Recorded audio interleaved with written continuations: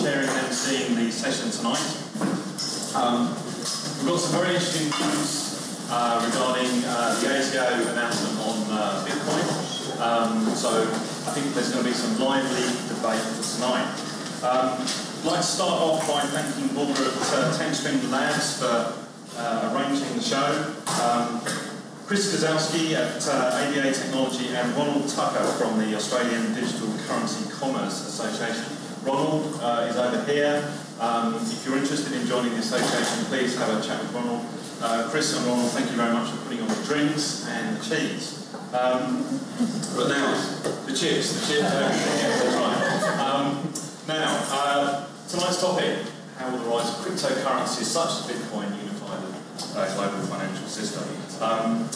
I'm not going to go through the bios of all our panel members tonight because that will take quite a while. What I'll do is I'll give you a brief sort of one-line elevator pitch for each panelist. I've just got a couple of opening remarks and a couple of photos to show you, and then I'm going to invite each of the panel members to give us their view of cryptocurrencies, what their organisation does and how they're making their money, and what they see as the future role of Bitcoin and cryptocurrencies. So very briefly, starting at the end, Nick is developing automated trading capabilities that will provide liquidity to cryptocurrency markets, and he is a Bitcoin trader.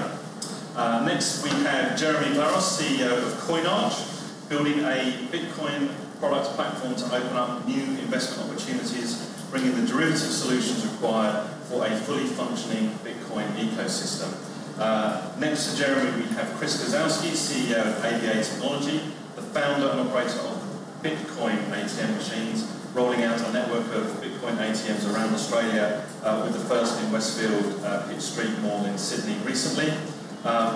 We then have Chris, closest to me, independently developing Bitcoin software, writing and speaking about cryptocurrencies and the underlying technology. Plus he's a full-time senior software engineer at Atlassian, developing identity systems. So please join me in welcoming our panel. Now, people often say I'm a bit confused by cryptocurrencies and Bitcoin, so I think these photos do help people understand that it's starting to be very real. It's a picture of a beer that I bought in a bar in Sydney and paid for by Bitcoin. And this was the recent launch of ABA Technologies. Chris here, his business. This was a photograph in the Pitt Street Mall in the food court. You can see the ATM machine next to the NAB cash point machine there. So that cafe, you can see in the middle photo, the cafe behind accepts Bitcoins for payment. So it's very much becoming something that everyone can use in their day-to-day activities. Because we've got a Bitcoin trader, the other thing, picture of the UK Chancellor of the Exchequer, which is kind of the equivalent to Joe Hockey. Earlier this month he's opening up a Bitcoin account buying Bitcoins. He has instructed the Treasury in the UK to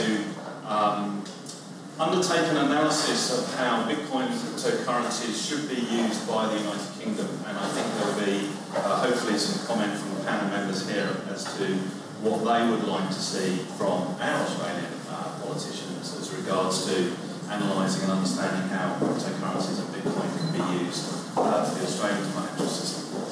Bearing in mind, I know that Bitcoin is a global platform and regulation is often nation-based, but and for the traders amongst you, we've got a nice chart here that shows you what really excites traders, which is the volatility. So we've got some peaks and troughs, and traders always love volatility because that's kind of where the money's made. So look, to kick off, I'll just two other things. There's a Goldman Sachs report on Bitcoin. Some of you might have emailed me already. If you want this, just email me, and I'll email it to you. Very, very informative.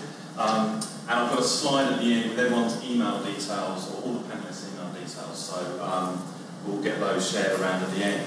But look, let's kick off. if we go along the panel this way, could you begin with how you are making money from Bitcoins and cryptocurrencies, and what you see as the future? If we do about 3 to 5 minutes each, and then we'll have a bit of a Q&A and bring in questions from the floor. So, Nick. Well, the short answer is I'm not making money from Bitcoin at the moment. There's probably not many people who are, but yeah, so I sort of got into the trading side, and yes, there's a lot of volatility. There's probably another good picture is probably looking at the relative price between the various exchanges, and that's a picture which I get quite excited about, particularly over the recent week actually. There's been quite a lot of price volatility and quite big spreads, even up to 10% between exchanges. So that type of inefficiency in the market, it's unheard of in the FX industry. In smaller markets, which this is, it exists. So I'm effectively building software, so a computer, to take advantage of those. Yeah, recently, so I'm only my third week into leaving my regular day job to do this full time, as well as juggling sick kids and all that stuff, which trying to work from home, that type of thing. But yeah, in terms of bringing things together, so yeah, Bitcoin is very good at transferring value from one person to another. But I'm sort of interested in the on and off ramps, as we like to call them. So there was a couple of different technologies. So I think Ripple was one of the first ones to come on who had this concept of gateways and being able to, institutions being able to move money in and out. But more recently, there's another technology called Stellar. So the guy who started Ripple has now moved on to start something called Stellar. So these, so the idea is that you have exchanges, which I could be operating in an exchange, and then basically it does best routing of converting, say, Australian dollars into US dollars, hopping through the various exchanges around the world. So that's a technology which I'm getting quite excited in terms of bringing the world together, and in terms of the financial side of things. That's something I'm quite interested in. Excellent, thanks, Nick. Jeremy?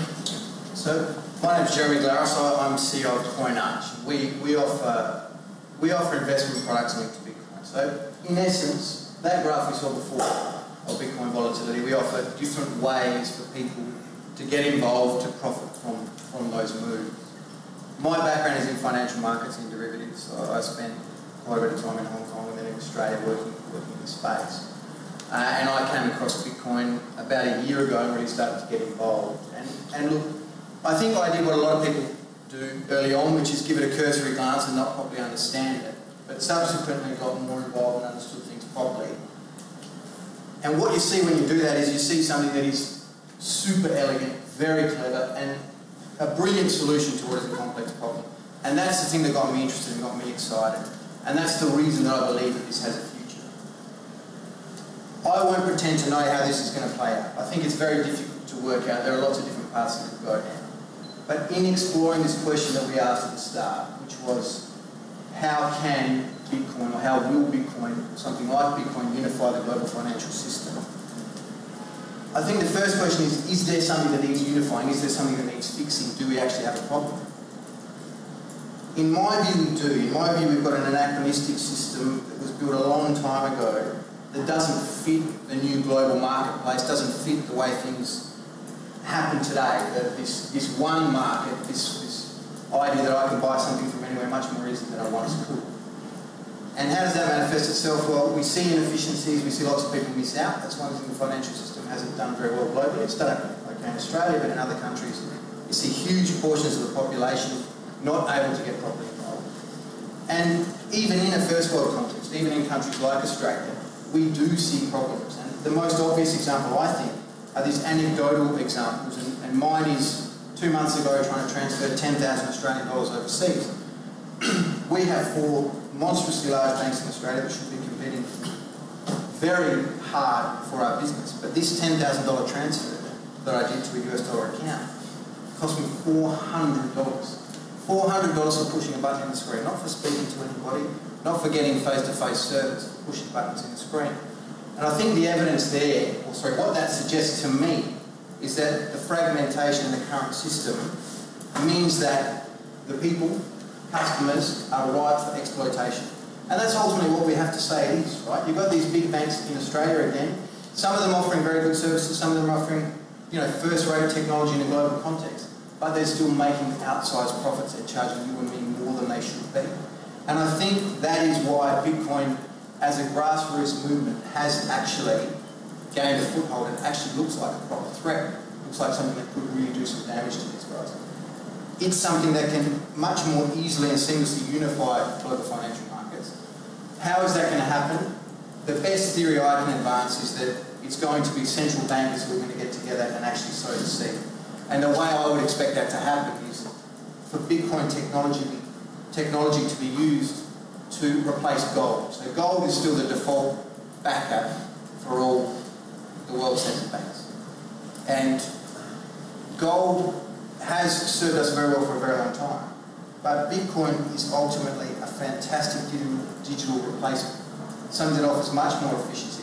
When you dig gold out of the ground, you have to put it in a vault and you have to guard it. When you want to sell a ton of gold, or China wants to sell a ton of gold to the US, either it sits somewhere a bit strange, you're not even sure you have it, or it gets shipped. Shipping something as heavy and as clumsy as that is not a very efficient way to manage things. Bitcoin has a solution which can work, which can solve these problems, and which can, thereby, from a top-down standpoint, actually unify things. And that's what I see happening ultimately. I think it probably won't be Bitcoin that those guys will use. They'll sort of say, well, we love the technology is beautiful, how about we invent central bankers coin and get together and make that the default thing. So that's how I see it becoming much more entrenched and much more important in unifying the global context. Thank you, Jeremy. Food for thought. Chris? Thanks, Ben. Thank you very much for hosting us tonight. So our company, AV Technology, is rolling out Bitcoin ATMs. ATMs stands for Automated Teller Machine. However, our machines are basically a kiosk which allow for a consumer, for anybody to seamlessly buy or sell Bitcoin, so they can buy Bitcoin for cash or sell their Bitcoins and take cash out of the machine. And our goal is to bring Bitcoin to the general public because that's, I think, the main pain point with Bitcoin technology. It's not very accessible, or even if it is accessible, it's difficult to use. Because to use Bitcoin, to spend Bitcoin, you have to own Bitcoin. To own Bitcoin, you have to buy it off somebody that owns Bitcoin, or buy it off an exchange. The most liquid exchanges are overseas. So we want to make it seamless and easy, cheap for people to buy Bitcoin essentially over the counter and take the counterparty risk out of it. So they don't need to send their money to an overseas exchange where they don't know the history or the financial security of it. But they can essentially over the counter put cash in, take Bitcoin out, and then use that Bitcoin, whether it's to safely purchase goods online or to send that money or send that Bitcoin overseas where somebody else can spend it or convert it to their local currency. To do that, we've decided to install ATMs in prominent locations, ones that are safe and convenient to use, and that's also important from a perception point of view, because until now, Bitcoin has been perceived as an illegitimate, obscure technology in the corner. A lot of people in the financial circles have said that it's part of the shadow banking system, and we see our role as part of bringing it to the consumers, comparing it to the likes of banks, because essentially we're providing the same service, but without the regulatory burdens and the massive fees that are entrenched in the financial system. We provide the same service, a more efficient service, which we'd like to make available to everyone. Thanks for that, Chris. And I think there'll be some questions later about the basic, one of the fundamental principles of the banking system, which is know your customer, and how you address that issue as well. I noticed there was cameras on the front of your Bitcoin machine. Sure. Yeah, so we maybe talk about that. I can say a couple of words about it now. So one of the prominent issues in financial services of recent years has been money laundering, anti-money laundering, and counter-terrorism financing legislation, which has required all financial services businesses to know their customer. And theoretically, Bitcoin also lends itself to terrorism financing and money laundering because it's a seamless way to send a store of value anywhere.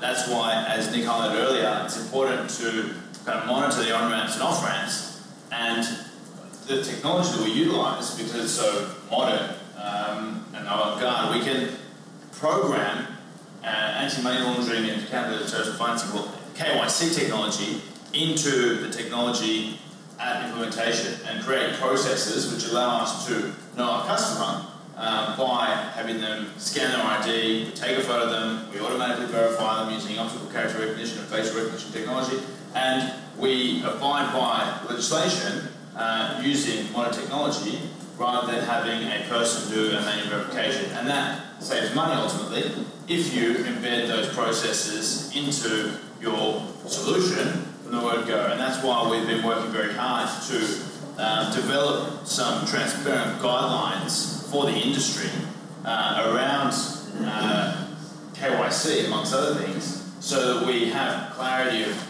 how to develop our systems going forward to be compliant and not have a situation where we're guessing what we need to do and then the government comes and implements some other regulations or burdens on us, which will be costly to then retrospectively implement. Okay, thanks for explaining that. Chris, tell us about what you get involved with in Bitcoins and also, if it's relevant, your Atlassian experience as well. Yeah, I think it's relevant in some ways. I suppose I should start there. I mean, I'm a full-time software engineer, and I feel like I have pretty much the best job I could have. So I don't really consider Bitcoin to be a massive money-making opportunity that I need to jump on. I see it as being a much more larger and more significant change than just getting rich, which of course is great. Getting rich, that would be great. I don't have any problem with that. But I think people who see Bitcoin as a financial technology are missing the really big picture, and it's way bigger than financial technology. So that's what excites me as a software developer. Something this large scale doesn't come along all the time. So the way I see it from a technologist point of view is very much like the wave of personal computer, which in some ways democratized that capability of processing that until that time, if you're thinking back to the 70s, was really only the domain of big business and big science and big government, large data processing. If you watch a 1970s movie with computers in it, it's just hilarious the way they think about the future. You look at Star Trek from that same era, and they have that same large central control. NASA, that's where all the high-tech stuff's going on. But has anyone ever compared, for example, their own phone, the phone in their pocket, with, say, a modern regular bank ATM or something like that? These are the largest and most sort of well-resourced institutions or companies in the world, and their technology is way worse than you have in your pocket.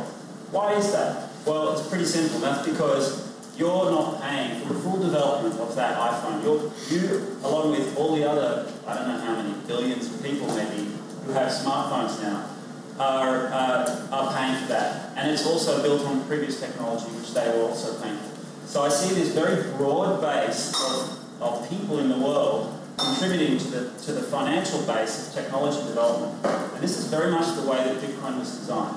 So just like the PC revolution, just like the internet revolution, which was a decentralized way of connecting all the laptops together, because there were big networks before then. I worked for a while. CompuServe in the 1990s, it charged in Australia $24 an hour to use it. And they had, and it was ridiculously slow, and it only had a very small selection of information services on it. But that was the sort of future of information technology. They knew that it was like that, but what blindsided not only them, but Microsoft, the dominant technology company at the time, blindsided them famously, as Bill Gates wrote in his book titled The Road Ahead, where he basically failed to mention the internet at all. It was mentioned very cursorily, one page towards the end of the book, and of course a revision was made of that book. But the 1990s wasn't where technology stopped, and this pattern recurs. If you look at the 2000s, you see peer-to-peer software growing. And what's most prominent about that in the world today is that very powerful organizations who don't want people to pirate their stuff, and let's all agree, just for the sake of argument maybe, Some of you may think piracy or copyright infringement is debatable. Let's just put that aside and say we all agree that it's completely wrong. It doesn't matter. Those laws are completely unenforceable. So if people want to, there's a benefit to acquiring this media. They have a completely peer-to-peer system. It can't be shut down. And the reason I mention these sorts of technologies is because Bitcoin is basically taking each of those elements and combining them. And what really blindsided me when I saw Bitcoin in, I think it was probably 2010, after having tried to accept the notion that money and that sort of stuff could be created in software throughout the 90s, I thought, oh, maybe they've done it this time. Maybe it's not going to get shut down this time because they've got the peer-to-peer element. You know, that could actually work. Yeah, that's pretty cool, making money with software. But I didn't really get it. I just thought it was a cute technology for people who wanted to buy illegal drugs online. But what's really interesting about that? No.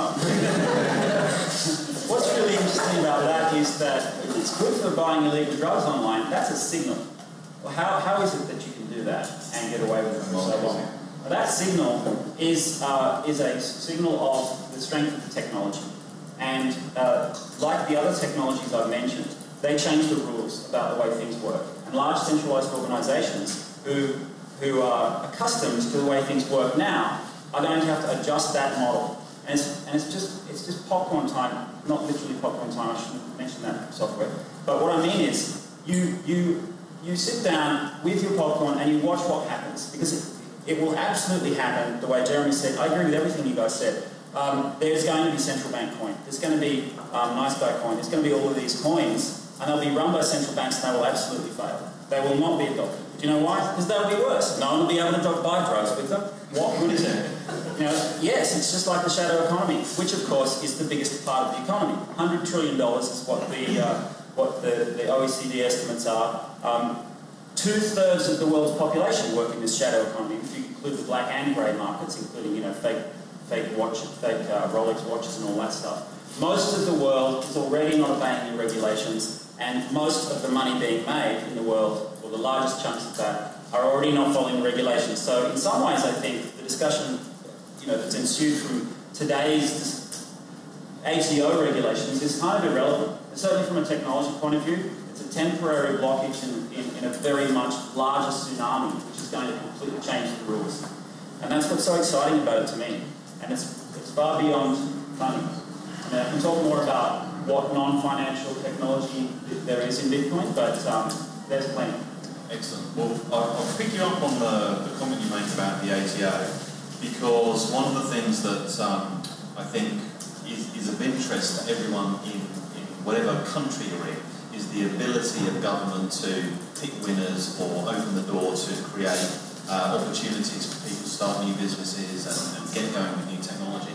So your comment about it is irrelevant in one sense, but is it actually blocking development of this sector in this country? Yeah, it's blocking it. It will block it. It will discourage businesses from starting up that might otherwise choose Australia as their home. We already see this with plenty of the laws that... You're going to list in London? Yeah, so I work this... Well, there's things I can't talk about. In fact, I probably shouldn't talk about any of that just in case I say something I'm not supposed to say. But there are plenty of startups that... here's one thing. At Atlassian, which is a sort of golden child of the tech scene in Australia, we suffered from a problem where if the company wants to give options to the employees, which is in fact what is the standard process for startups in, say, the US, where they have a lot of blue sky potential, everyone's mucking in together, they're going to share in the upside, but they can't necessarily afford to be paid all up front because they need a lot of money to do that. So they get people who are passionate about it. It's really win-win. But in Australia, if you're awarded options, then they're valued when you receive them.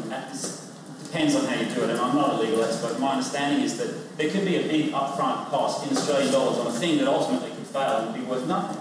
So if that's right, then that's discouraging people from using that model, and that model is at the heart of Silicon Valley. And let's remember that California is the 5th largest economy in the world, all right, on its own. All right, what is the US when you take out California and some of the eastern states?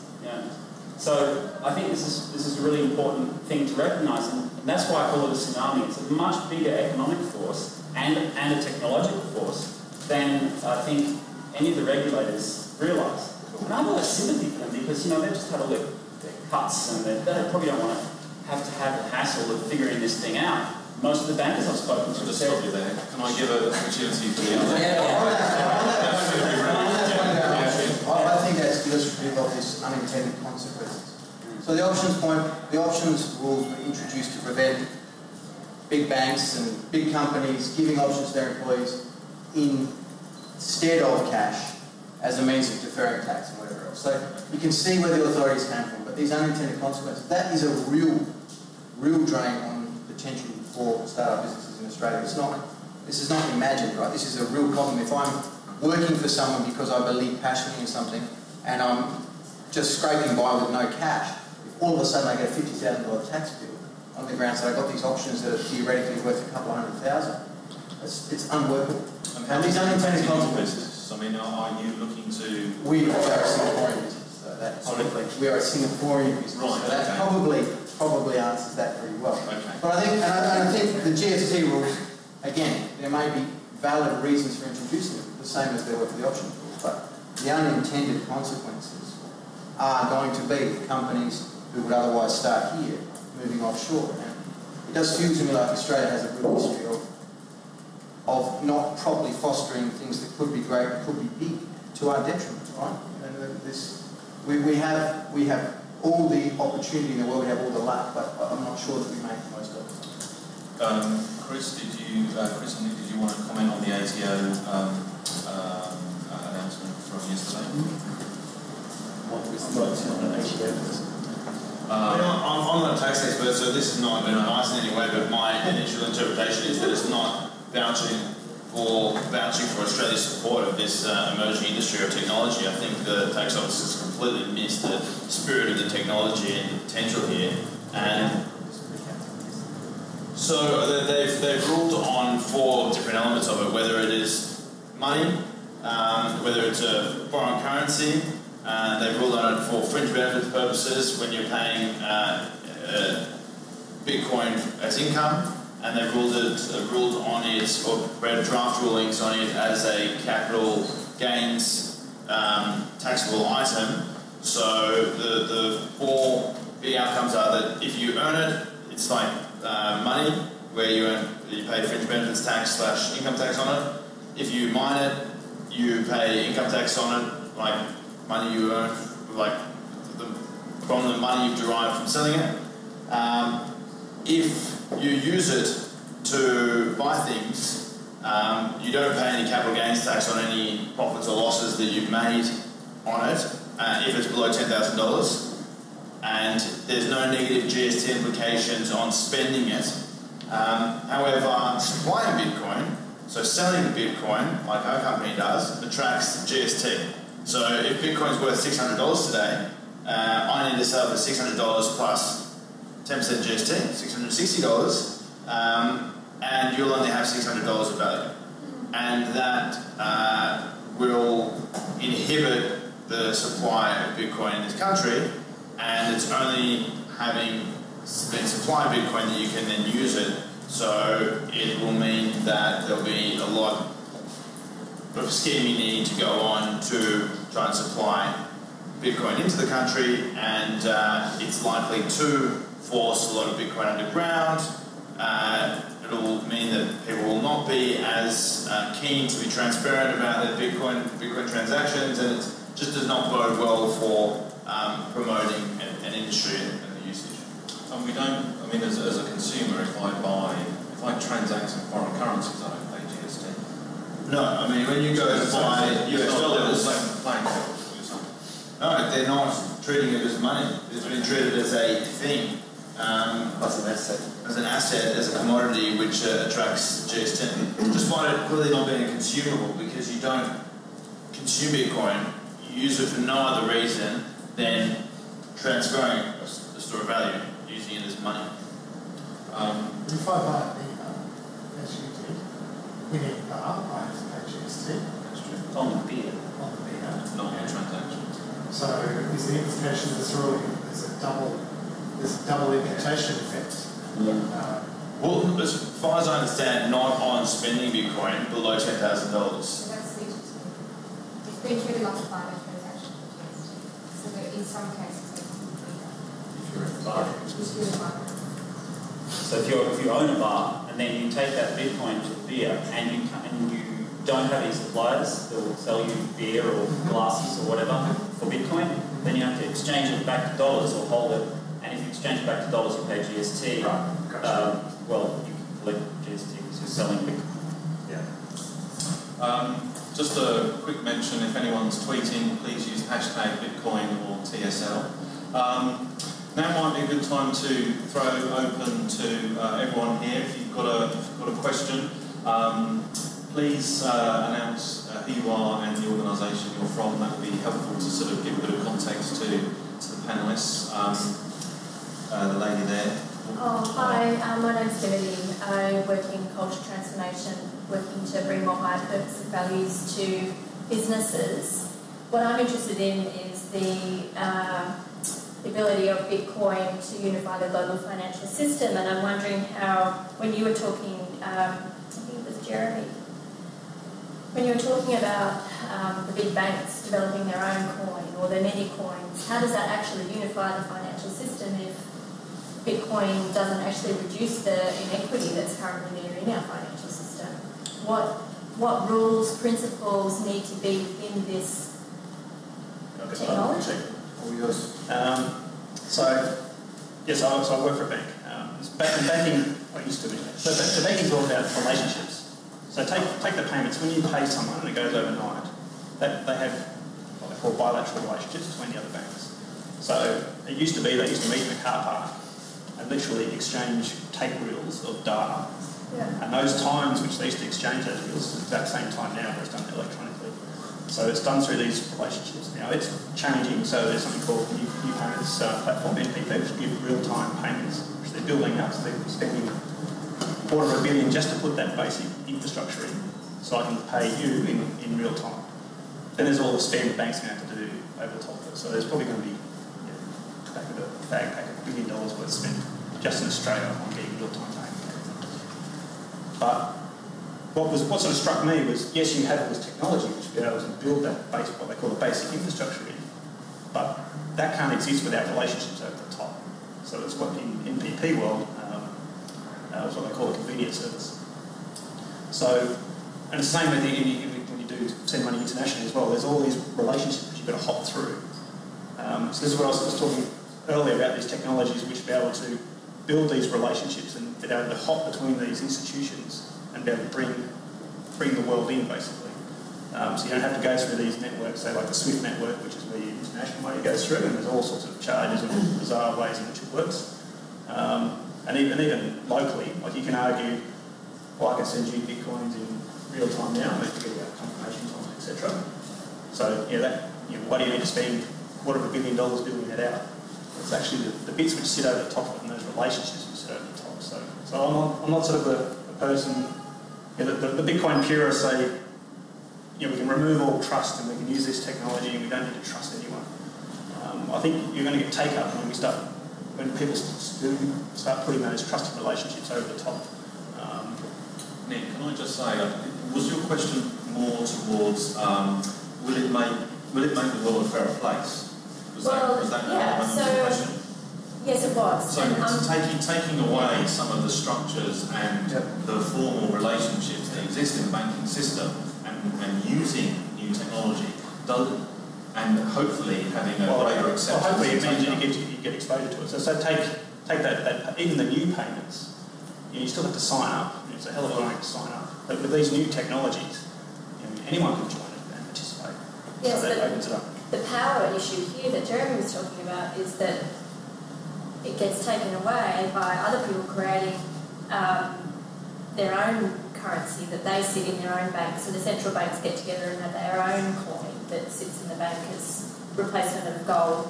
I'm sorry, I'm just learning, but if Bitcoin is about creating a fairer system so that people aren't screwed over by other people taking more money from them than they really should for something that's just a button push, then how do you ensure that into the future this creates a unified global financial system that also is equitable, fair, and increases justice on the planet? I think the short answer is that it will be just like the internet does. So it's not entirely equitable. You still have disparity between people who have access to education and who have better literacy, but they can make better use of the information that's on the internet. But if you translate that same model of a very broad base of access to this information, because let's not forget that 2.5 billion people now have access to the internet. You know how many people have access to modern banking facilities? I mean, let alone the SWIFT network, just sort of bank accounts and sort of basic credit. It's 1.5 billion, and it's had a century to do that, and it's penetrated the world in at a much lower rate. So I think what will happen is, if you look at Uganda, the bank account costs way more than a mobile phone. A mobile phone in say Kenya is used to transfer value through phone minutes using BitPesa. It's a sort of digital currency really, and they paid 7%, but that was a lot better than what they were paying and being ripped off before. That 7% is going to come down, and I think the number of people who are included in this financial world, just like the number of people included in the information world, is going to expand and the barriers come down. But the network effect that you're talking about there comes about because potentially there's no inherent cost in transferring information. I put it up there and anyone can get it. But with Bitcoin, that's moving up and down, 10 to 20% on a daily basis. There's a real cost to being part of the network.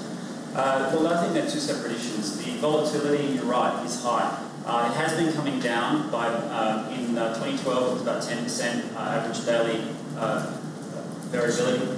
Then 2013, 5%. We'll see how it goes. As the liquidity pool grows, I expect the volatility to come down. But as a service today, you can take out the volatility for a transaction for around 1%. So if you look at point of sale providers, they'll lock the price for 15 minutes, take the risk on a 15-minute volatility, and then charge a 1% fee for that, and they're all making money on that. So it's not that expensive to take out that volatility as it is today. But even if you do that, you don't have to hold Bitcoin for very long in order to transact value with it. That's the other side. Nick, do you want to? Yeah, so it's exactly that. It's more an intermediary piece. So just like your money when you transfer wire money overseas disappears into the SWIFT network, you never see it. The same can happen in the crypto space. It disappears in Bitcoin or central bank coin or whatever it is, and pops out the other end. You won't see that go through there, but it's used to transfer that money. Gentleman on the back there. So to go with both that, sorry, just let us know who you are. My name's Jess. I'm a JavaScript ninja. I'm hacking on some Bitcoin projects on the side. I just got back from Silicon Valley where Bitcoin is so real, essentially. But to expand on that, the trust network, like the SWIFT things, are using it as an intermediary rather than the actual store of value. What are your thoughts on networks like Ripple and Stellar? Yeah, so I'm quite excited about. So could you explain it to people who don't understand? Well, Ripple's quite hard to understand. I guess Stella's probably a little bit easier, but effectively, if I want to transfer Australian dollars over to my California account in US dollars, it's effectively I can transfer $10 and say I just want to transfer 10 Australian dollars and deposit in Jess's account, which is sitting in the US, and it'll automatically work out based off all the exchanges hooked up to the network about what's the optimal way to get my 10 Australian dollars converted into 10 US dollars and put it in Jess's account. That's effectively what it does. That's Ripple. Yeah, and Stellar does the same thing. Using the conventional banking system that we have today. No, so it's using the cryptocurrency. So Stellar and Ripple, effectively, it's just like I was saying before, you go through this exchange. It's a temporary. It's only held there for a short amount of time and then converted out at the other end. So it's held for a very short time. No connection to SWIFT. SWIFT are very worried about it. So SWIFT see Ripple as a big threat, and that was before Stellar came along. So the guy who started Ripple, who was actually the guy who started Mt. Gox, but he left one before that collapsed, has now left them and gone to Stellar. The banks like Ripple because it's a organisation. I think it's called Ripple Labs. It's a body that they can talk to and build relationships. Stella's probably more it's more the decentralised type organisation, which is sort of more the Bitcoin style. But it's going to be very interesting. You can actually get free Stellas now, so get them while they're hot. They're actually worth something at the moment. So I think you can. It's worth a couple of bucks. What do you need to get one? You just go to their website, and then you have to have a Facebook account, so use that to identify your account, and you'll get. I think they get 5,000 signing on. I think if you do something else, you verify your email account, you get another 1,000, so you get 6,000 Stellas, which are worth 0.0002 or something. So they're worth $2 at the moment. And can I buy beer? No. But for me, in the trading, it's more about having these exchanges and being able to move money around. I think it's quite exciting. Yeah. Yes. We've got a question down the front and then a question up the back. Hey, Frederick, the QSE Palmo Beach Radio. Of Consumer Australia has made Bitcoin an asset. Of all the other places that have legislated on Bitcoin, are they also an asset or currency, or how have they, how is Silicon Valley looking at it? That's a question. Yeah, I think I'm not sure the first one to answer. I think the answer is it varies. I don't know that anybody has declared it a currency, is that right? I think Germany called it something along those lines, private money or something along those lines, which is probably the closest, as I understand it, to being viewed as something. So no one said it's a currency? Nobody has made that. Because I think that potentially has implications in legislation across the globe if a country does declare it that way. And that may be why they're all Banks have huge issues with how they then have to hold certain currencies. But not as an asset specifically as we seem to have done. No, the Americans initially, their first ruling, the IRS's first ruling was that it is an asset. Right. Which becomes very clumsy. There's this idea of fungibility in cash, right? So a $10 note here is the same as a $10 note there, is the same as a $10 note there. When you start viewing it as an asset, you get this concept. So you think about shares in an Australian context. If I bought shares 15 months ago in VHP, those shares are different to shares I buy today because of the different tax implications. It depends on the price I pay, there's capital gains discount. So that idea of one share not being the same as another share has real implications for your ability to use something as a currency. So the IRS's initial rule that this is an asset meant the same sort of things. When I acquired it, the price at which I acquired it has real implications, and I can't just use one Bitcoin is one Bitcoin is one Bitcoin. So that's where it's sort of all of a sudden. I think it's again this idea that it sounds like a reasonable way of doing things, but quickly has real ramifications for people trying to do different and interesting things. And I don't think anybody's got a definitive or sensible view on it. I think the thing to point out as well is that the ATO has come out with a draft ruling. Everyone's expecting guidance. It's actually a draft ruling, but even that is an interpretation of the tax code. And what is money, what is an asset in the tax code is something different in different parts of legislation, where the tax office can define it one way or interpret it one way, but then ASIC, the Australian Securities and Investment Commission, have their own set of rules where they can come to a completely different interpretation, trying to or avoid having this new technology come under its auspices. So it's not as simple as one body being able to define it without legislative change. Thanks for that, Chris. We've got a gentleman at the back, you sir, and then lady in the red here. So could you tell us who you are and your organisation? Hi, I'm Boris. I'm an interaction designer by background. I work with mobile apps and translate it into user experiences. So I had a question for Chris from ABA first, and I'd love to get the other Chris's comments on this as well. This is a new thing for everyday people, and at the moment it's a pretty theoretical discussion for a lot of the everyday users. So there's going to be a few barriers to jump through to get everyday people using Bitcoin or similar cryptocurrencies in everyday life. So I'm curious about what do you think the barriers are, and on what timeline do you think that will happen? Like how long before we start seeing people using everyday shops the way they do cash and credit cards and so on? Retail take-up. So how quickly can you roll out ATMs in every shopping centre? I don't think it's exactly addressing the ATM issue. I think the ATMs are a vital piece of infrastructure to allow people to have that comfort of being able to liquidate their Bitcoins. I think Boris is suggesting a wallet, a bit of software which is crucial to giving Bitcoin usability and functionality. So you can go buy Bitcoin from that ATM, for example, but it'll ask you where you want your Bitcoin sent. You have to scan your Bitcoin wallet address. You can have a paper wallet, but when you have your Bitcoin in your paper wallet, you can put it in your pocket. That's about it. So you need to have a piece of software, which is almost like a Bitcoin client, which allows you to send it. And at the moment, there's maybe 20 of these wallets around the world, 5 popular ones, but they are clearly built by very technically inclined people, and they're not very focused on user experience. So it's quite difficult and intimidating to use Bitcoin at the moment, and I think that's one of the main barriers to adoption, that there isn't this real ease, intuitive way of using this new technology. So I think that's one of the main barriers, and complementary to that is how and where to use the Bitcoins. In Australia, it's very difficult to get statistics on how many companies accept Bitcoin, because you can just download a wallet and you can theoretically accept Bitcoin. There's been figures out from 100 to 1,000, but you're not seeing it on every corner. I mean, in the city, CBD, you know, the Chileans acceptance next to the ATM, but I couldn't really tell you, apart from maybe a couple of pubs, of where you can spend your Bitcoin, because it's not prominent yet. It's not ubiquitous. So I think it's a chicken or the egg thing.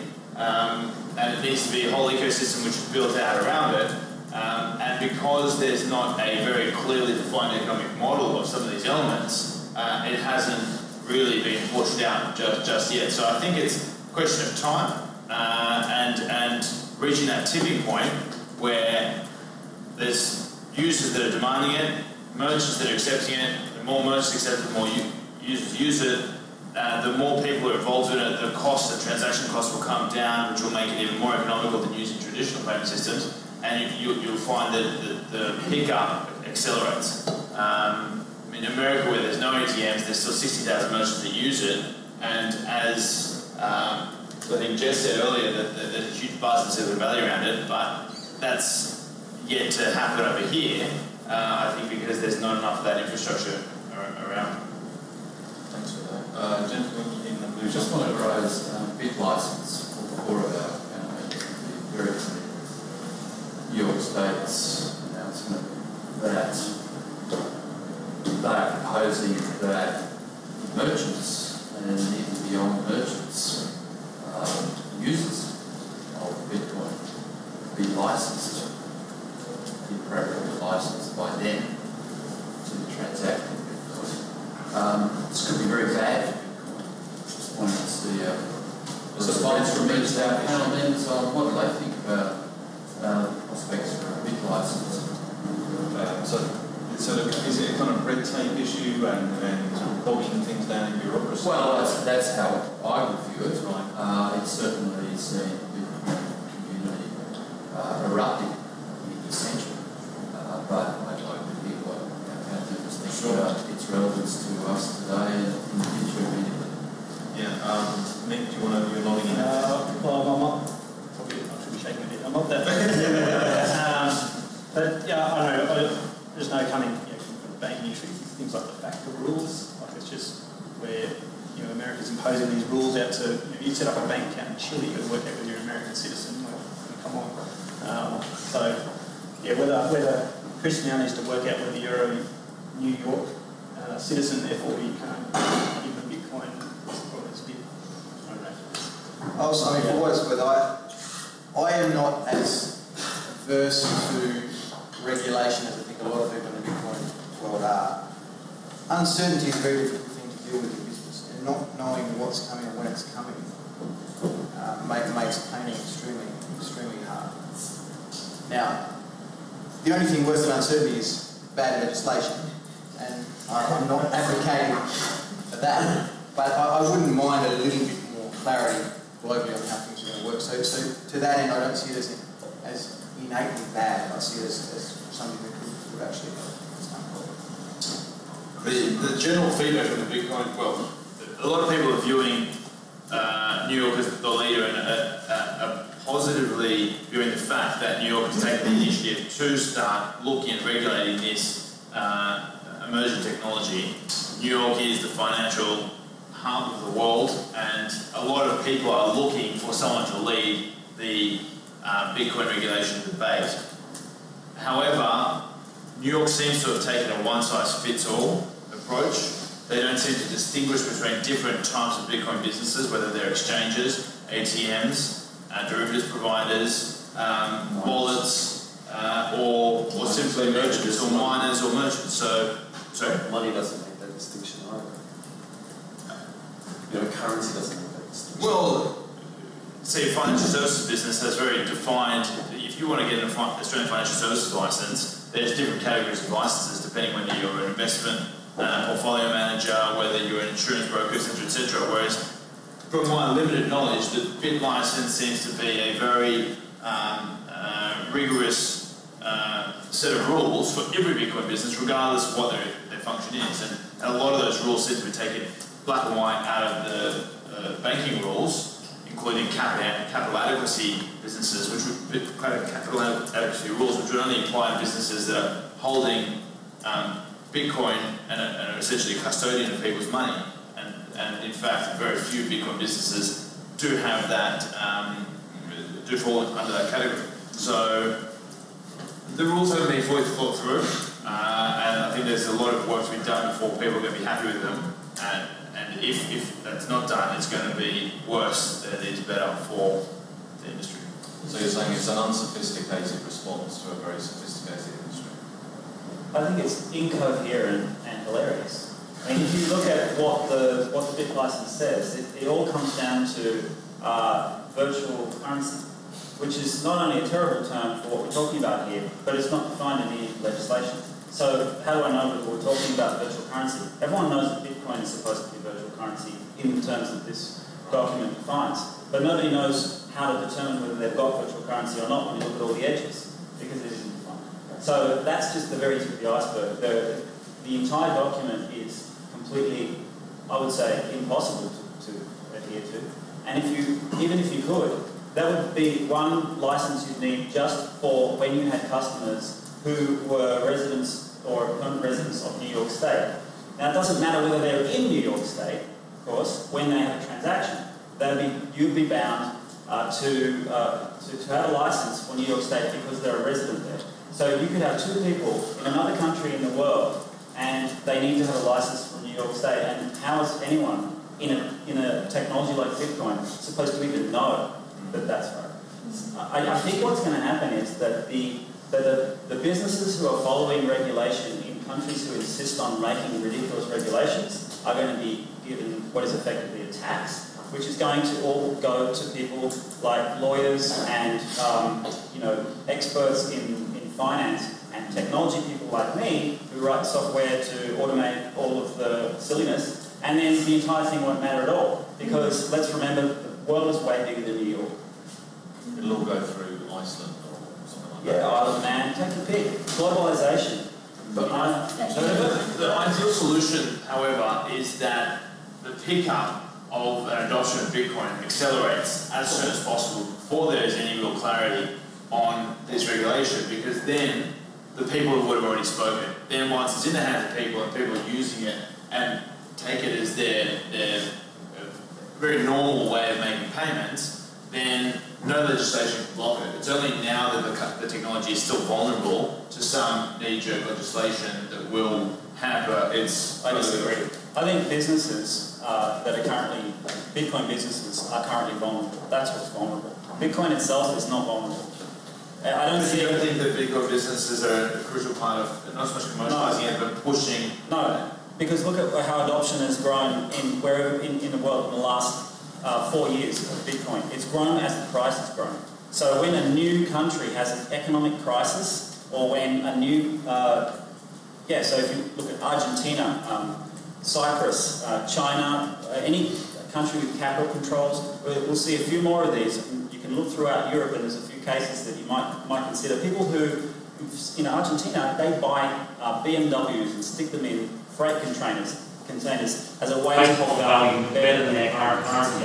So do you think they're going to be blocked by Bitcoin I mean, most of the rest of the world do not follow regulations, right? So I don't think that the regulations are going to hamper Bitcoin adoption. What's going to happen is that the adoption will grow in the places where people can get around the law, or where the law doesn't mean what it means in countries like ours. You know, things are illegal in other places, but it doesn't mean that nobody does them. It means everybody does them, and they just pay tax to some other way. And as a sort of decentralised tax called bribes. So what happens in all these other countries is that they will have a completely open and liquid market effect on the price of Bitcoin. And if Bitcoin goes to $10,000 or something crazy like that, and I'm not suggesting it necessarily will, but if it does, that's what's going to drive adoption in Australia. You'll find every man and his dog perfectly willing to pay an extra 10% here or there to get something that's going up so quickly. So that's what will drive adoption, and not the convenience to shoppers of having a new way to buy. I think the grassroots argument is still quite. If it gets so far ahead, it becomes impossible to contain, I think. And maybe that should start. I think there is one. It's a question of whether is the regulations are going to drive it or companies that drive it. And I think companies are the ones that are driving innovation, and they need to have some profit motive. Where did Bitcoin come from? Where is all the innovation happening in Bitcoin now? I mean, yeah, there's some somebody's sponsoring it, right? Whether there's somebody paying for these people, or they have a job elsewhere. Yeah, they have a job elsewhere. My company's not paying me to work on Bitcoin software. Where did Linux come from? Linux is a perfect example. Open source software. How the hell does that work? Wikipedia. It's the sort of thing that doesn't work only in theory. It works in practice. You look at the companies contributing to it, big companies that are contributing to Linux. So the services, they're building services over top of that. That contribution doesn't come with any control.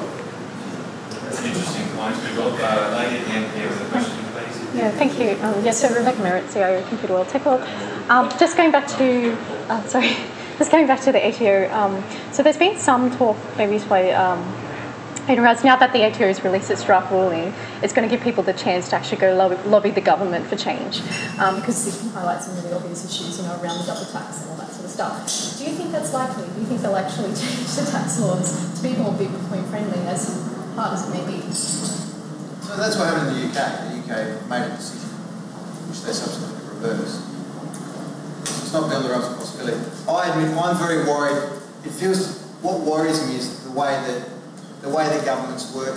A lot of governments in the Western world these days is there's so many behind the scenes players who have undue influence. I'm worried that the ear of the government hears the argument against Bitcoin louder than it hears the argument for Bitcoin, and for that reason we get the wrong legislation. That's the thing that worries me, that it's not a decision made on merit, it's made more because the lobbying is against it as well. So maybe we can have a comment from Ron on the association and the role of lobbying. Is this a time for us to ask you whether you are intending to be the sort of the voice of the industry? Look, I think so. We're trying to reach out to government on a working level relationship basis and try to find out exactly what it is that would make them comfortable with Bitcoin. There's a transitionary period that's required, or they just have to simply become comfortable with what it is and understand it. So right now we're just calling it an awareness-raising campaign with government. Okay. And so far they've been more receptive than you may have think. They're not prone to step right out of the spotlight and go out with a megaphone about it. But it's been more warmly received than I think we might have otherwise had expected, or is generally known at this point. We'll continue to have conversations with them and highlight what the advantages and the benefits are to the Australian economy, to the consumers, to business, to industry, and do what we can. Interesting. Thank you for your comment. But you're saying that you're outgunned by the... I'm not saying that. Yeah. And the one thing that gives me hope is in the US context, there was a time where old world industries clearly dominated. But I think in America that's possibly no longer the case, right? You really do have big, powerful tech companies, big, powerful new age companies, and I think their voices are as loud now as the old industrial companies' voices are. So I don't think the fight is lost. There may have been a time where it was an unfair fight from the start. I'm not sure that's the case anymore. Interesting. Question over here, please. Can you tell us your name and your organisation, please? John Frost, Newport Capital. I suppose a couple of questions. Is a currency a currency unless you can buy and sell products and services? At a consumer level, we sell our services, our labour, we get paid in a currency, we consume goods, we pay for those goods in currency, Australian dollars. Until you can buy and sell those services, how's the currency other than for foreign exchange? So that's sort of the first kind of comment, this question into something. The second one is in the context of 1.5 billion people in the world have bank accounts and the rest don't, and therefore it's inaccessible. Well, if this is really just an interchange currency, how does this create a more equitable environment anyway? Yeah, sort of. I mean, I certainly think it's more equitable than, say, if you live in an African country like Uganda, you put $100 in the bank, it will be gone. Okay, and that's because the local people who run banks have absolute control over money. And I think we have the same situation here. If you need a bank account to get by, definition of, you need your full identity to have a bank account, all that stuff. It's a very large and sophisticated system of barriers. And what Bitcoin presents is a system with as few barriers as possible, where in order for two people to have an exchange of currency over the internet, or of whatever you want to call it, because I don't care what you call a currency, honestly, if you have an exchange of value, agreed value, over the internet, you don't need to have somebody else in that transaction. Except that you're still in a bank at each end. No, you don't. No. You don't. Who converts it to Australian dollars? Or that's intermediary. If you need to have dollars at the other end, that is because you've found the edge of the Bitcoin economy, and you're going just as there is an edge to an Australian dollar economy. But I mean, try buying a burger for an Argentinian peso in Sydney. Does that mean Argentinian pesos aren't currency? They aren't good currency for Sydney. I heard they're not very good in Argentina. but that currency is a technology. It's an invention. It predates all of us, right? But it has been created and it has features and it has bugs, right? And what Bitcoin is an intention to create cash, an intention to create a kind of digital gold. What we haven't spoken about is the economics of it. I mean, currency gets printed by governments. And if you look at, say, Zimbabwe, I met a guy with a $10 trillion note. Pretty cool. You've got one. You should take a photo. I love those things. That's a feature of currency that people don't like. But back to that buying goods and services. Is it a currency and currency until you can do that? Can currency, money have all been terms that people have used trying to define Bitcoin. The best one I've come across is a digital bearer instrument. Right? And that is what its intention is. Except nobody knows what that means. So, the person that holds it, a bearer instrument is the person that holds it has that value. A bearer bond is you hold that bond, which is a piece of paper which means that you're entitled to that debt. You can sell it for cash. Complicated as a financial term. However, the fact is that it is something that can be exchanged for a good or a service. The question is how widely adopted and accepted it is. And that is a function of, I think, time. I think what people are excited about is that this has the potential to be adopted very quickly, very virally, just like other technologies we've seen very recently. It is susceptible to the viral network effect, and the difficulty is in spreading the bitcoins themselves because they're mined and need to be distributed. I get that, and so that's a threat to SWIFT and the other, bank-to-bank interchange mechanisms. Why do you care whether it's called a currency?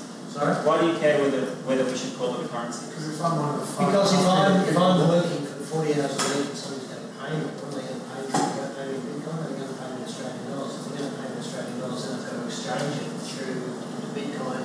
Yeah, but what's the point if I'm buying products and services? You know that, but people already barter stuff all over the world, right? Does that mean that, they don't get paid in that, so game over? I mean, I heard that in one of the large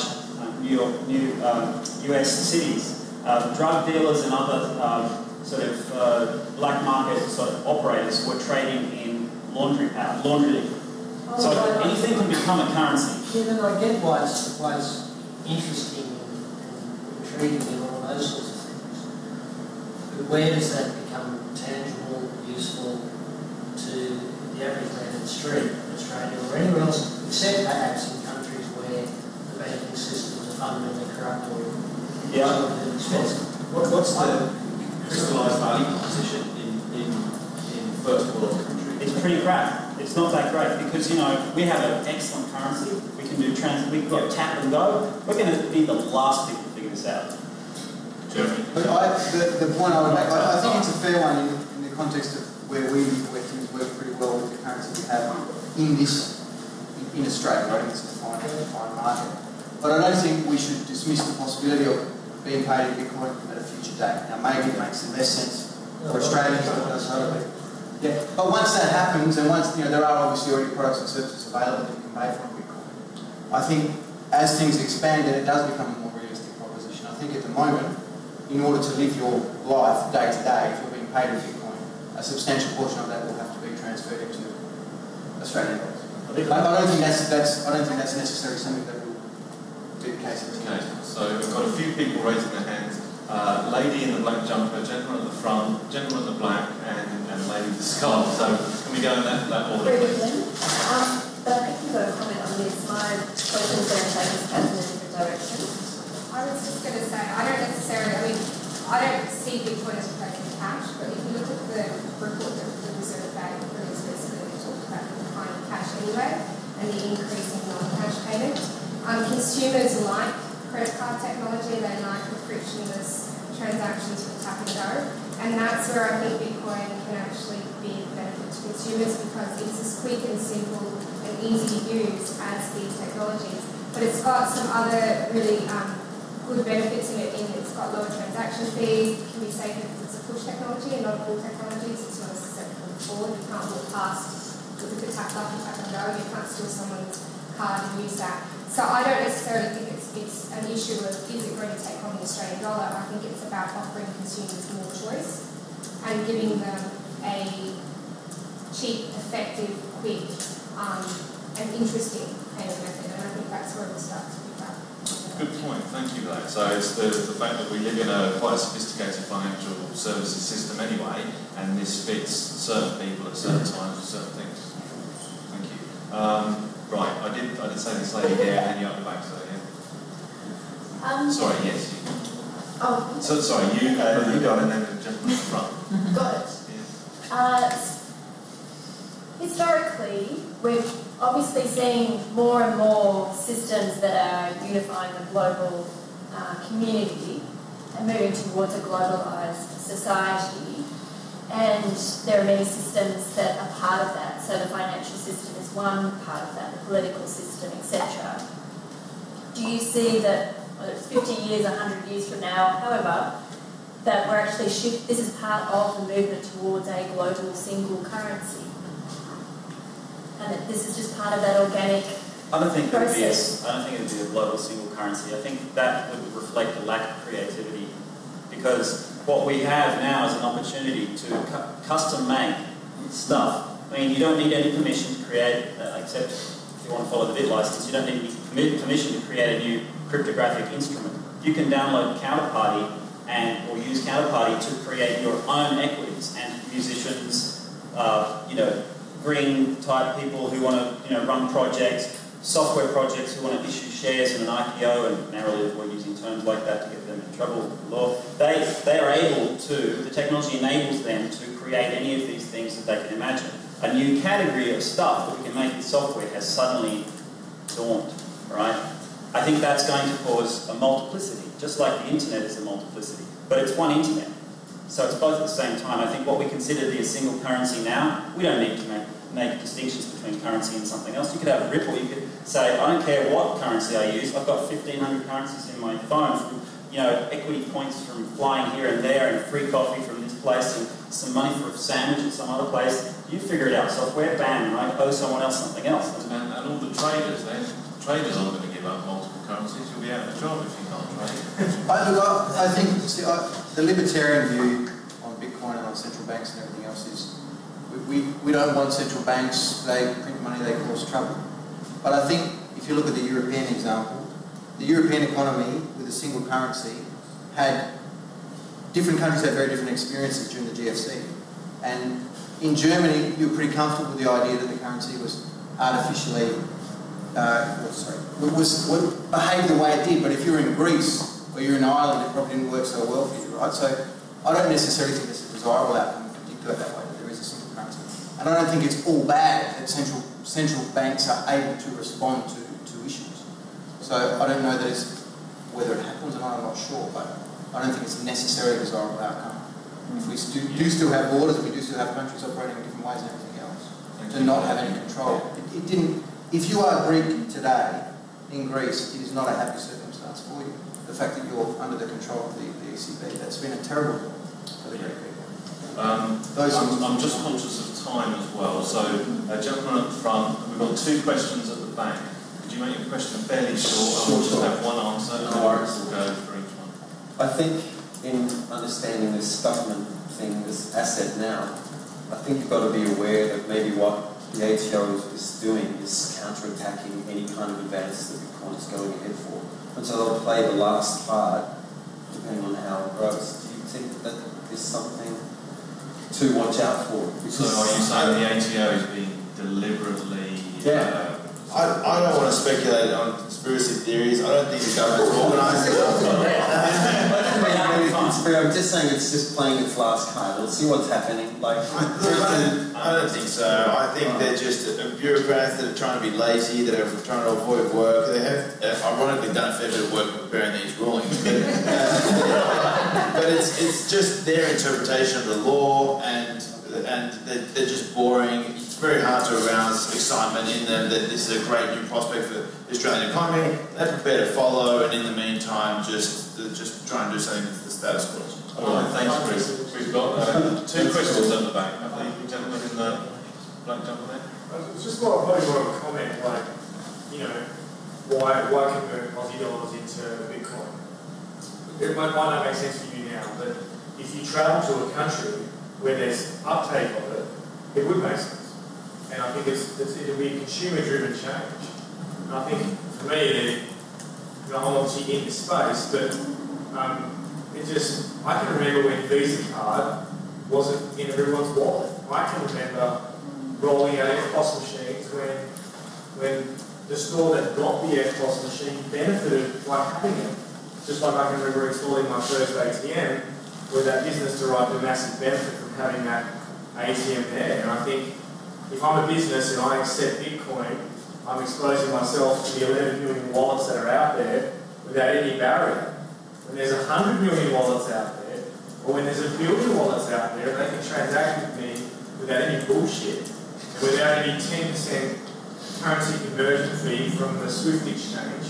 That's exciting. I think when you just get rid of all the fluff and all the interference and just bring it back to the pureness of it, it'll work. I think that's why people like Chris do this, is because it's the purity of it. Don't forget the internet too, the physical world. Yeah, we need to buy physical stuff, but there's a lot of trade done online now, and Bitcoin makes that a lot easier. It doesn't matter about traveling to countries and everything, it's completely international. Sorry, you bring up the IFDF.org website. I'm not connected to the internet on this laptop. I just heard about a game show that gives prizes only on the internet, and they give prizes in Bitcoin. Well, they couldn't do that internationally, and what they were surprised, they run it from America, what they were surprised to see is that they were getting people participating from all over the world, and they were able to pay them. And what show was that? I forget what it's called. I think it's something Bitcoin in the name. Does anyone know? It was on a recent... That's where I was about to head as well. So on the back of that, the online opportunity. But a lot of retailers are currently exchanged, and the world is heading that way. When you create, you make, and you send that globally, the opportunity to run that currency or have Bitcoin as an option throughout that online retail opportunity, it's huge. But then also in-house, in-currency gaming, I think is the biggest one. And I think the world of retail will head in-house gaming, so you'll get rewards for other purchases and like-minded businesses. And I think that's where Bitcoin will have its day, and it already is. And I think that's, we need to think more innovatively. I think we're getting way caught up in bureaucracy of Bitcoin, not thinking about the innovation and opportunity. Australians can avoid this whole piece by not focusing on that and actually focusing on creating real innovations that can then get the opportunity through that. And are you working in that sector yourself? What's your interest? I think the biggest problem with Bitcoin, and it's the area that I'm focused on, is actually putting branding communications around it that actually clarify for the everyday. I think that the biggest issue is the biggest opportunity is that it's been created from a tech world, but the problem is it's been communicated from that tech world. And so the communication has been far too technical and not mathematical. And so it's my role to branding and create communications that will cut through that. Okay. To follow up on Glenn's e-commerce point, e-commerce last year was a $1.5 trillion market. That's how much trade went on through the internet, and it's growing at 18% a year. And the only way to facilitate online trade is with credit cards and with PayPal. The credit card fees are 1 to 2%, sometimes even higher. PayPal is 1 to 2%. So we're talking about a economic cost of performing online commerce of $15 to $30 billion. That's the annual cost of online commerce, which can be completely avoided by using Bitcoin, a seamless electronic currency which is global. And the part of that economic cost is due to fraud.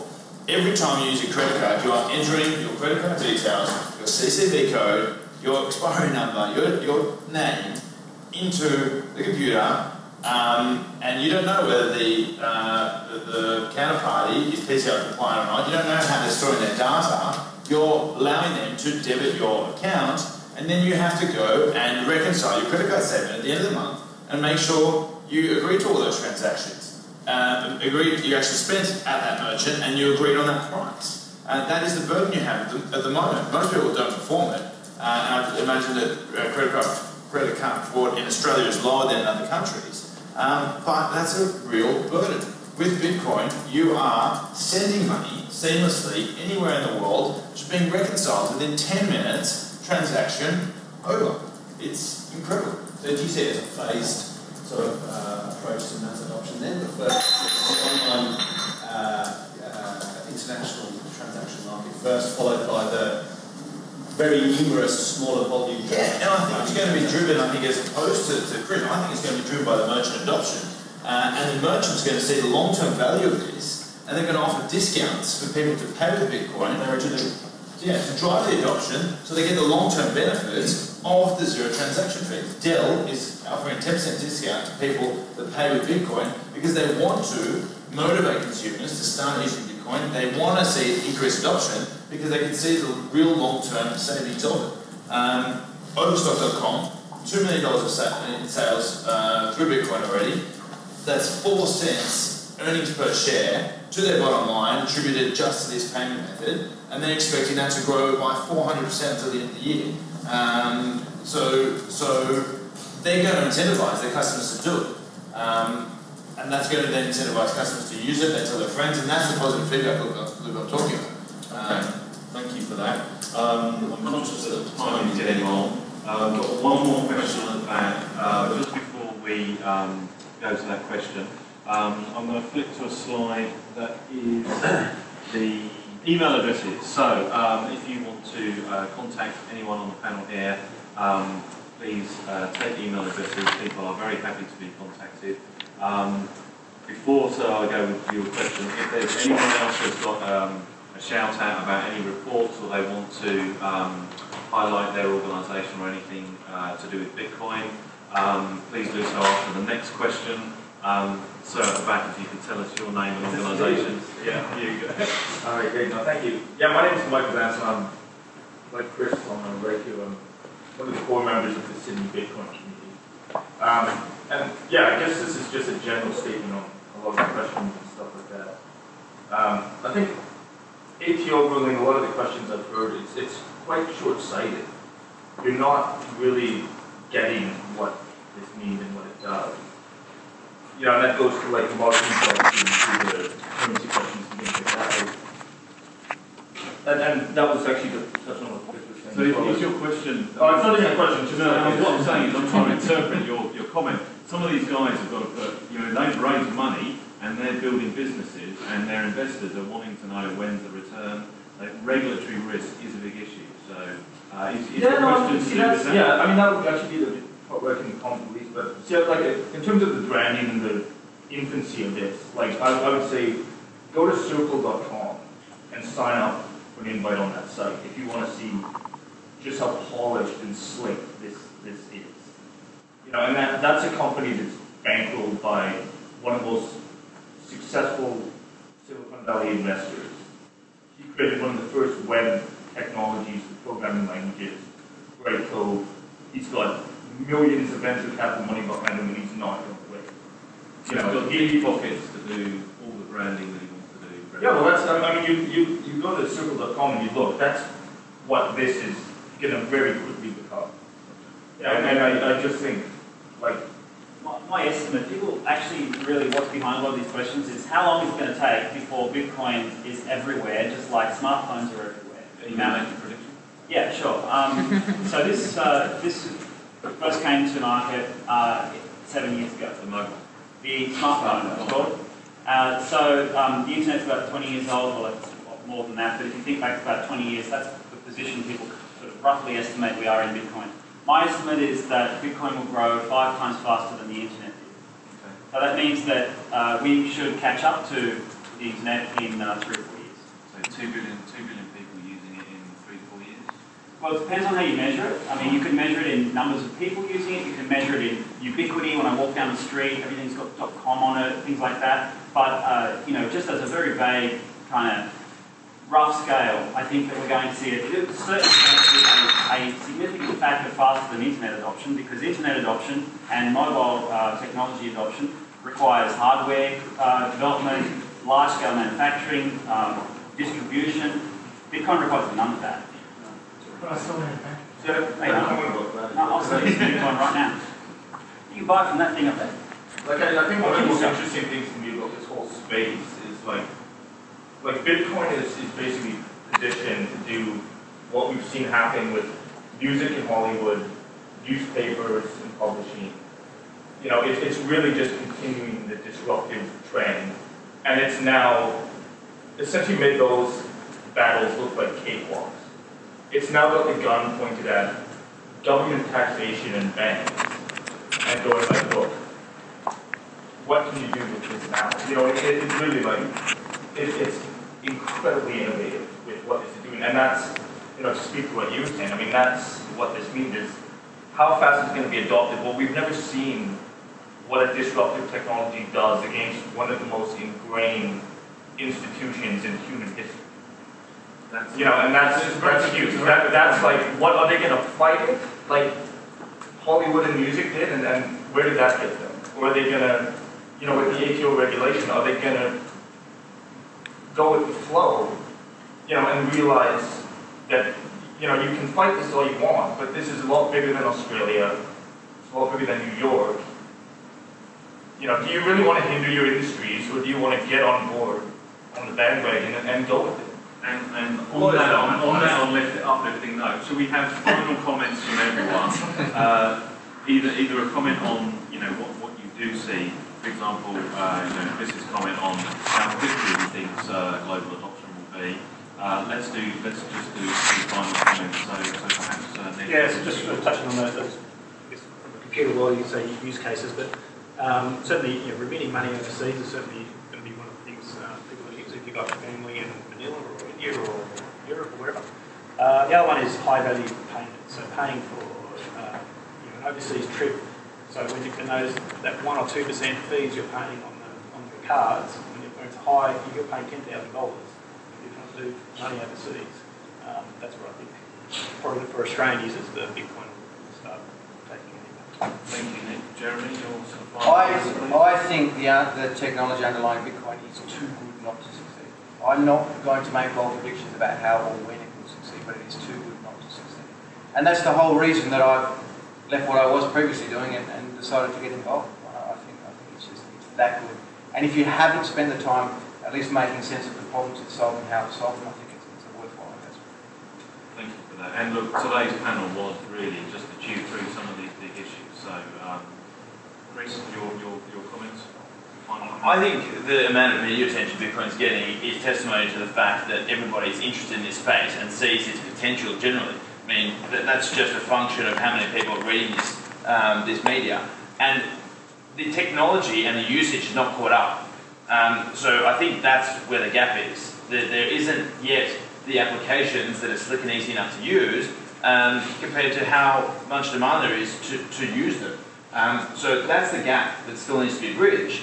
And I think this will be a cool consumer good. Finance has never been cool before. I think Bitcoin is what's going to make finance, payments, cool. And people are going to use it because they like to use it and they like to use the technology that back in the day was used just for drugs. And I think that's where, that's how it's going to happen. Okay, no, that's a great comment. Yeah, I think what we see at the moment is really a transition. When you think of the internet, do you think of an ISP? Is an ISP really the primary value provider for what the internet is? That's just the onboarding process. It's the least interesting thing. The squeal of the modem, if you ever remember that, it wasn't what the internet was about. So the same way, what we have now is a lot of discussion on how to get into the Bitcoin world. And that's a valuable piece of it. It does have to happen. It's like the ladder that takes you to the treehouse. It has to be built. But at the same time, there's people, and I think this is where my interest really is and a lot of technology people, they go up the ladder and they go, it's pretty cool up here, let's just make it nicer. So they enrich and create a much more valuable world once you are in this Bitcoin world.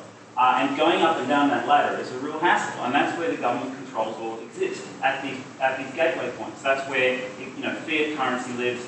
But what you've got to think about is not just how do we make the ladder easier to scale.